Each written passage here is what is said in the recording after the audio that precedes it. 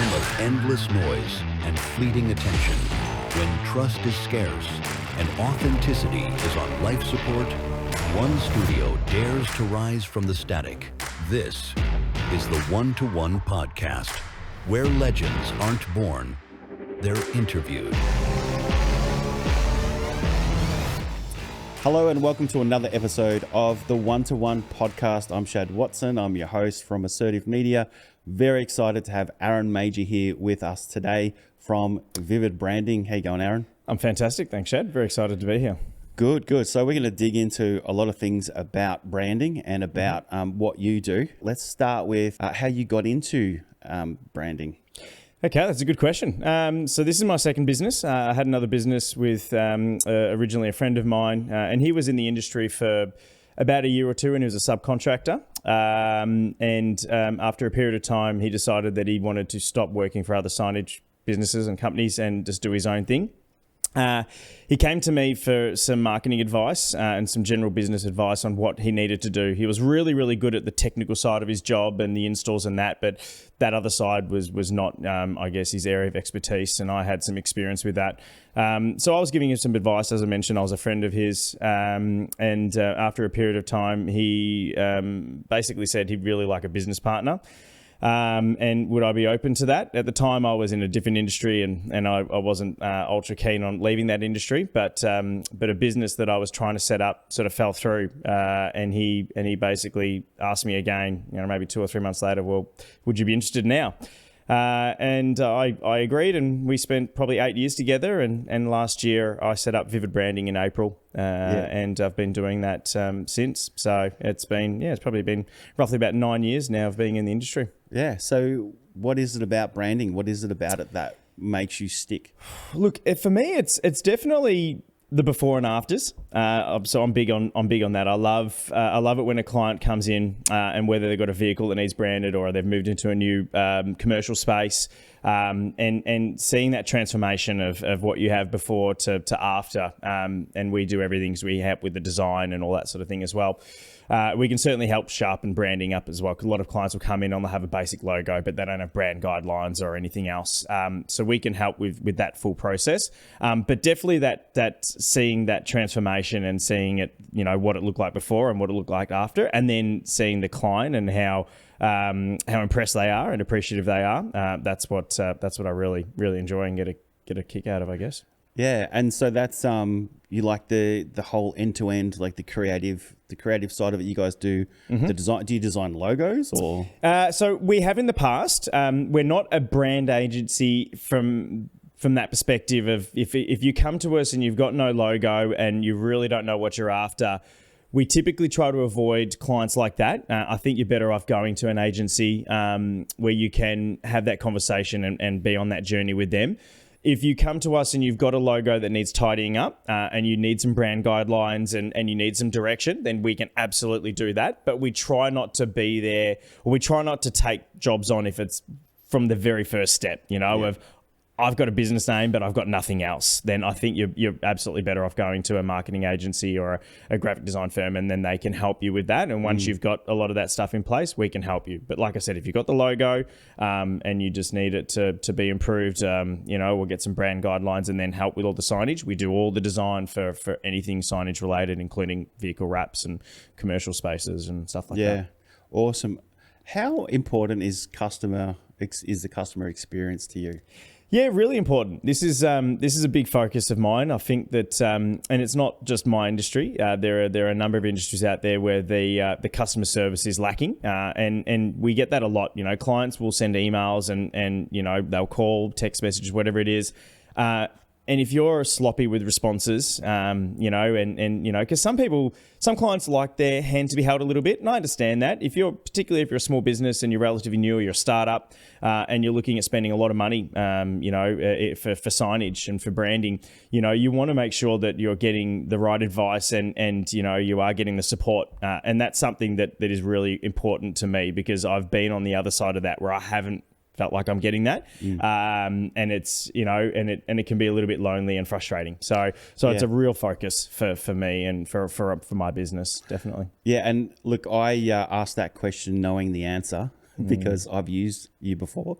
And that was a highlight, was how quickly you respond, the quality of work, the quality of guidance, just the information given and the care taken, because I had a lot of kind of little what I thought were annoying questions. And I was like, oh, sorry, but I need to know this, this, and this, and this. And you're like, oh, that's totally fine. And like, it's unusual to be receiving emails and answers back so quickly. And yeah, that was awesome. So well done. I'd like to commend you on that. But what has helped you build a successful branding business? What are the key pillars for you? Yeah, look, it's probably going back to my days in sales. And this is when I finished school. I was in sales and spent a lot of time on the road. And I was an account manager to start off with in FMCG. So one of the companies I worked for was H.J. Heinz. And for me, it was building rapport and relationships. And a lot of my colleagues would go in when we're just trying to sell and get as much out of that relationship as possible. For me, it was more about building the relationship and then the rapport, and then that would come down the track if you're good at that. And also what was happening there was that, a lot of my customers, my clients and that didn't feel pressured. They didn't feel, all right, Aaron's coming in now, he's going to try to sell me something, I need to go and hide out the back or whatever. It was, oh, hey, Aaron's in, and have a bit of a chat. And, quite often I had, I've still got a lot of clients that I dealt with, 15, 20 years ago that I still have really good relationships with. So for me, I think that it's that ability to sort of build rapport and the relationship, so that the customer, the client's going to have a good experience, and then you'll get referrals and repeat business and stuff from that as well. So great. What are your favorite jobs to do? Oh, it's a good question. Look, we're a signage is a really broad umbrella. So we do a little bit of everything. But I would say that we're wide format printers. So we typically do a lot of vehicles, lots and lots of vehicles, a lot of commercial signage, office signage, stuff like that, factories. So this might be rigid panels that you put above roller doors. We use a high quality long-term vinyl for that application. We also do like reception signs. As well, we can do wall graphics. We can do, like floor decals as well, window graphics. We do a little bit of everything, but wide format print is typically, for us on our machine is up to 1.6 meters wide with vinyl. And then we can do, basically any length up to sort of 40 to 50 meters as well. So it's mostly self-adhesive vinyl. And that's our bread and butter, a lot of that stuff. What don't you do? Look, there's not much that we don't do. We don't offer these days. In my previous business, we did, but in this business, we don't really offer like totem, like pylon type signs, the big freestanding signs. Happy to do some smaller stuff, sitting in a garden bed or, that sort of thing. But if it comes to, like full engineering and getting permits, and we're talking, like freestanding signs that might be, 3, 4, 5, 6 meters off the ground, then we don't do much of that stuff. We try to avoid that these days. We're just not set up for it. But we have people that can help us out with that. And we still welcome, if it's a sign like that that's part of a larger project, then we absolutely will take that on. And we've got people that can help us out with that. No issue at all. Right. So what are your clients saying about you? Look, I mean, we've given that the business has only been up and running, this current one, since April 2025, so last year. I mean, I've already got, I think the business has got about 31 roughly Google reviews at the moment. All 5-star reviews. So already, that's good. That's very good. Yeah. So like, and they're all like organic as well. Like, I have spoken to some clients and mentioned that, the Google reviews are pretty important for us, but a lot of them are organic. They haven't been, us pushing, or forcing clients, not that you can force, but, so look, for me, as I said, it's that customer experience and making sure that at the end of the customer feels like that they had the support, they've got the outcome that was desired, and also value for money. And I think if you're getting all those things, then, you're generally speaking going to get good feedback and we get repeat business and referrals. Referrals are so integral and really important to our business. Really important. What's Jim saying? Jim's, yes. Okay. So Jim's Blinds approached us about 3 years ago, and this is in the previous business. And they wanted us to wrap a vehicle. So they're a nationwide franchise, and that experience went so well that they asked us to do their stuff nationally. They weren't sure if we had the capacity to do that, but we did. We've got a really, really strong contractor network across the country, and we've been doing their stuff now for years. And that client came across, due to the relationship I had with them, that they came across with me to the new business, which was part of my agreement with my ex-business partner. And basically we handle everything from start to finish. So all we get from the client is a phone number and a name, and we do everything. And that's what they love, because for them before it was, you know, in each state they had to go and find a sign writer, and they weren't sure what quality they were getting. You know, they wanted the branding and all the colors and everything to be consistent. Printers will print differently, ever so slightly, depending on whether it's an eco-solvent, if it's a latex, it's a UV printer. So they wanted that consistency, and they also didn't want to have to do much themselves. So having us do everything for them means that they're ticking every single box, and they're one of my best clients now. So really, really, really good relationship with Jim's Blinds and Shutters. Congratulations! Like you should wear that as a badge of honor. The ability to be able to service your client at that level of where they can just give you a name and a number and you deal with the rest. For them, it would be like they've got their own kind of signage branding department that they can call on whenever they like, right? So what kind of feedback do you get from them? Yeah, look, it's basically that. They've said that to us before, is that they really appreciate the fact that they hand a phone number and a name over and they don't have to do anything else. So you mentioned it then, you hit the nail on the head, is it's like they've got their own marketing or branding department, and all they're doing is just passing something on to them, and it's their problem. You know, for us, it's great as well, because we get that repeat work, and you know, we're dealing with a national client as well. So it's really, really good. And they always mention every job that we do. You know, I've got a really good relationship with a couple of the people within management there, and you know, they're always tell us how appreciative they are of the fact that we just do everything for them, because before they said it was a real tedious task having to find sign writers, and they had some bad experiences, good experiences, and then they found the franchisees were getting involved and trying to do stuff as well, and that wasn't working out very well. So it was just really messy, whereas now it's nice, neat and clean and easy.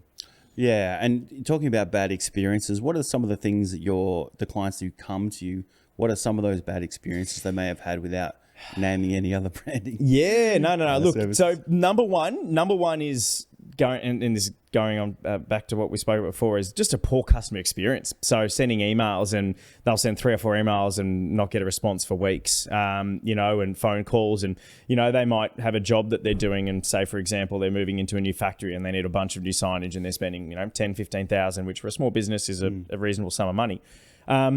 And they'll lock a job in and pay a deposit or whatever it is, and then they find that it's really difficult to get any answers or any feedback, and the install keeps getting pushed back. So that's one that we get a lot. That obviously puts people off, and I can understand that. And the other one is that when they go and get something done and they're not happy with the outcome and the result. So it might be a vehicle that's been wrapped and it starts peeling or fading, might be a factory sign, it might be a reception, you know, illuminated sign that you know is put up and one of the letters falls down, or whatever it is. It's, you know, that they just don't feel like the value for money was there, and, you know, they're upset about that. So, you know, it does, you know, it works in your favor if they've had a bad experience and then they come to a place where, you know, they're getting a good experience. Then, you know, I guess by the end of it, they're singing your praises and they're really appreciative. So it's good. Amazing. Good stuff. Let's change tack a little bit. Let's talk about BNI. So how long have you been in BNI, and what impact has BNI had on your business? Yeah, okay. Good question. So I've been back in BNI now for about 2 years, so part of the Carrum Downs chapter, and funnily enough, the franchisee, Aaron Bartrop, who has a Jim's Blinds franchise, he's the one that got me back into BNI. So he was asking, you know, I think for about 2 years straight, he was asking me on nearly a weekly basis, are you going to come in, you're going to come in, you're going to enjoy again? And I did. But I was also a member of another chapter in Oakley that's now disbanded. And I was a member of that chapter for maybe 2.5 years. I finished up during COVID just because I need face-to-face networking. I'm not so good with the Zoom style networking. So yeah, overall, maths all right. It's probably around about the about the 4.5 years, and it's been really good for the business. And I think for the network side of things, the return on investment's definitely there. I'm very, very happy with that as well. But certainly the network that I've built has been really, really good, and the education and everything that you get is great if you choose to listen to podcasts and do the online learning and stuff like that. It's been really good. Apart from me, who's your favourite person in BNI and why? I'll say Brett. Brett from 3 Bites. He's pretty cool. Brett's on the desk at the moment. and Aaron Bartrop is someone I've been friends with now for a while. We catch up regularly outside of BNI as well, and share a lot of similar interests. So I would have to say him. Do you like these shears behind us? I love the shears. I think they're fantastic. They look. Is it Aaron Bartrop? Yes. There you go. Yes, wonderful. He's exceptional at what he does, and he's someone that he's so good now that he doesn't. So gyms with doesn't matter what franchise it is within gyms, because you've got mowing and test and tag, and I think there's even life coaching now as well. But you generally what will happen is you've got like your royalty, your fees and that you pay, and then you'll get leads from gyms. And I think some of them you have to pay for. I'm not sure how it works, but most of the gyms blinds franchises, I think a good portion of them still get leads from gyms, even ones that have been around for a long time. But Aaron hasn't had leads for years because he just doesn't need them through BNI and just repeat and referrals because of the level of service that he offers. He's never needed to turn the tap on with gyms marketing and sales. He just, he gets it all through BNI, which is a great testimony for BNI. If you were to give a BNI member some advice as to get the most out of BNI, what would that be? We hear it a lot. Show up. So be there is really important. One-to-ones are really important as well. Getting to know the other members. There is structure and ways in which that you'll have your one-to-ones. But I also strongly urge you to get to know the members and have it be as organic as possible, because it's one thing to understand what a person does in their business, but you may not feel necessarily comfortable referring to them because their personality is, maybe there's a bit of a mismatch, or you might have heard something, that potentially them, not offering a great experience to somebody. But if you get to know the person and you can build some sort of relationship rapport with them, then I often find that it's a lot easier to refer to them, and then also you're more likely to get referrals back from them as well. So be present and really take the time to get to know the other members as well. Yeah, awesome, great advice. And do you have some advice for the Carlton Football Club? Start winning. That's a tough one. It's been a really hard sort of 26 years. I was quite young back in '95. My greatest memory since then is probably the '99 prelim. It's been a little while between drinks. But look, I say this going into each year, I'm optimistic. I feel like some of the changes that we've made are going to be good for us. We've lost some talent, but I also think the injection of youth and some of the players we've got in, the role players, I think they're going to be really good for us. And it just felt like to me that we had a number of players that didn't want to be there or were a little bit over the system and the group and maybe some of the empty promises or whatever it was. So I think you need to get those players or those people out of the organisation, because otherwise it just it becomes a little bit toxic and it'll spread. So I just think that we've managed to get rid of a few of those players, which is good. Yeah, I think we're in the fourth rebuild. Yeah, since 2000. I was going to say. I think we're in the fourth rebuild since about 2015, but maybe it is since 2000. There's been a few of them. I still remember. What's the one? Is it like They Know We're Coming or something along those lines? It was like every year, and that one went down well. That was Charlie's one was they know I'm leaving. Yeah, Charlie yeah, exactly. Exactly. But look, that's an awkward topic, Carlton. It is a little bit. But yeah, who are you excited about this year? As in like players to see. How do you say his name? Jagger? I think it's Jagger Smith. I think it might be Jagger. I'm not sure. Jagger. I think I've just been saying Jagger Smith. I'm gonna give him a nickname, the Lazy Susan. Yeah, because he spins on the spot so fast. Yeah. Put some skates on him and just let him go. No, he's very exciting, and he's going to be like a new draft pick for us because he didn't play a game, obviously doing his ACL. But all reports are that what he was doing in his first preseason before he got injured, he was going to play a full season in the midfield, and would have been a strong chance for the rising star. So everyone that is in that inner sanctum of Carlton is singing his praises, and I'm really excited to see him. Definitely. You want to start a podcast? I know someone does podcasts. Like, if you want to talk more about Carlton, like yeah, absolutely, we can do that. Yeah, no, hey, I've sure. got an idea. Let's start a podcast. Yeah, look, I'm optimistic until the season starts, and it's all downhill from there. But anyway. All right, we're gonna go deep for a moment, hopefully, and then I'm gonna ask you what your secret skill is. But first, the deep question: why are you in business, and what's important to you? What's most important to you? Yeah, okay. Look, I mean, so you're in business. Obviously, it's about earning a living, and I guess my priorities now have shifted a little bit. It was more about, I guess, the money and earning the living and living the lifestyle you want to live. But I've got 2 young children now, so now I'm sort of, it's more about the flexibility it offers in being able to be present with them. My boys are 3 and 4, so they're quite young. But I also really enjoy helping other people in business, and I do that now through guidance and support with signage and branding, which is something that is really critical for nearly every business. I'm yet to come across a business that doesn't need any sort of branding or signage. I have been for a long time now dealing with a lot of small business as well, and startups, and those people, when they come in, are particularly sort of, I guess, vulnerable and nervous, and they're a little bit unsure about what they need. So being able to help them out, and I guess if you like, hold their hand a little bit, and seeing how appreciative they are, and how happy they are with the outcome, is something that continues to drive me in business. Right. Awesome. Now, a special skill that you have, or a secret skill that you have, that people may not know about. I mean, can you solve a Rubik's Cube in like 4 seconds? Or no, so I can solve. Look, I haven't for a very long time, but it would take me probably 3 or 4 or 5 minutes now. Even it would take me quite a while. I'm glad you don't have one in you now to better than to 5 test hours. Me. Yeah, which is that's me. it. That's a good question. A skill. What's something that?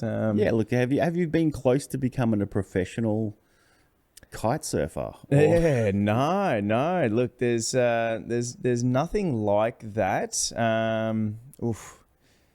These questions are good. They do put you on the spot a bit, but I'm trying to think of something that people might not know about me. All right, I'll just give you another curveball then. Look, you can think about that one. Just email me the answer later. Yeah, I might have to do that. Yeah. I might have to do that. What would your mum say about you? Okay. Look, it depends on the day that you ask her the question, I suppose. I'd like to think that she'd say that I'm a good son, and I'm a good person, and that she's proud of me. For the most part, I think that that's probably what she would say. So she would have a bit of a joke, I'm sure, and talk about the fact that I'm high energy and someone who is quite loud. So in a room, regularly, even these days, I'm told to use an inside voice. But no, I think overall, I'd like to think that my mum and my parents in general are proud of me and my achievements. So. Awesome. I'm glad you wish you could, give me an answer more to do with a Rubik's Cube now. Yeah. No, that was beautifully spoken. We're going to end on that. Thank you so much for being my, 5th, 6th guest on the One-to-One podcast. Thanks for listening, everybody. Say goodbye, Aaron. Wave to that camera.